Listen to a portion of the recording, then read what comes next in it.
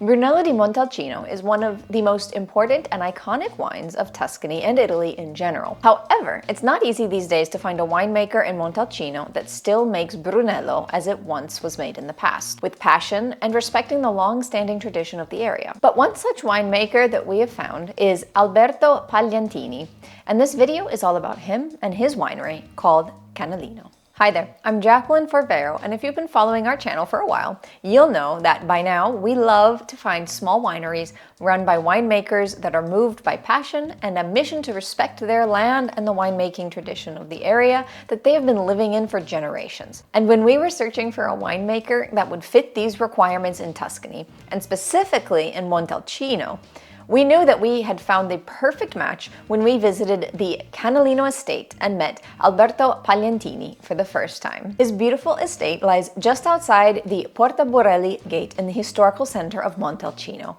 and it has been in Alberto's family for generations. His family, the Sodis of Montalcino, are reported to have been managing a vineyard on this land going back to the 1800s. In 1898, Giuseppe Sodi moved his family to the land, calling it Podere Canalino, and since then they have been working the land as sharecroppers. Back then, the local nobles owned the land and allowed the Sodi family to live and work on it. They were permitted to keep a portion of what they produced, and the rest went to the nobles. At the time, they grew a little bit of grapes and made some wine, but it was only a modest production that was used for family consumption. We will need to wait a century or so before grapes become the main crop of the estate, and winemaking becomes the main source of sustenance. In 1999, following the rising popularity of Brunello wine, Alberto's father began to get serious about winemaking and planted 11 plots of grapes, covering the majority of the property with vines. Finally, he was able to release the first Canalino wine on the market in 2004. After studying engineering at university, Alberto returned to help his father on the farm, and when his father passed away a couple of years later,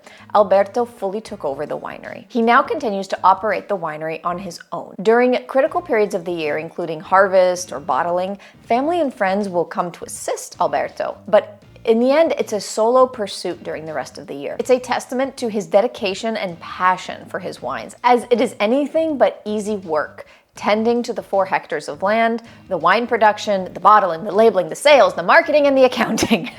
And in the end, it's a one-man show, and Alberto certainly wears a lot of hats. And so this leads us to the wines of Canalino and Alberto's winemaking philosophy. He strongly believes in minimal intervention in the cellar, and most importantly, in the vineyards, where he wants to keep alive the traditions of this property that historically was used to grow fruits and vegetables. Alongside the vines, he also has kept other plants, because this provides 2 main benefits. First, they contribute to the wine's aromas and flavor profile and the longevity of the soil, and it also helps to provide a home for good bugs, which helps to ward off destructive insects that could cause damage to the vines.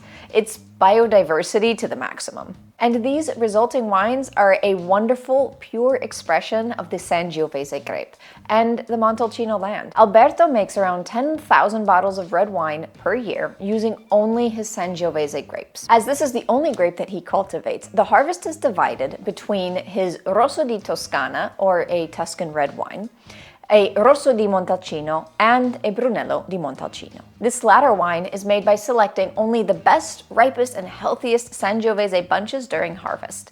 And all of his wines are aged in wooden barrels, where they spend from several months, in the case of Rosso di Toscana, to at least a year for the Rosso Montalcino, and even more than 2 years for the mighty Brunello. This is the wine that offers the most complexity, intensity, and persistence of the lot. And lastly, a few words about another important feature of the Canalino estate. There, you can find a spring of clear, fresh water. It remains at a near constant temperature year-round of 53 degrees Fahrenheit, and in the winter, when it's cold, the spring helps to warm the environment, and in the summer when it's hot, it does the opposite and provides a cooling effect.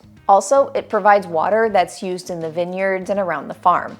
The spring is so important to the estate that it's where the name is taken from. In fact, Canalino in English can be translated to as Little Canal. So that was Canalino's Winery. If you're intrigued, you can buy Canalino's wines in our online shop at verovino.com to taste for yourself. Or you can subscribe to our channel because there might be a video looking more in depth of Canalino's wines in the future. And while you wait for that, you can watch this video right here about the grape variety responsible for Brunello di Montalcino, Sangiovese.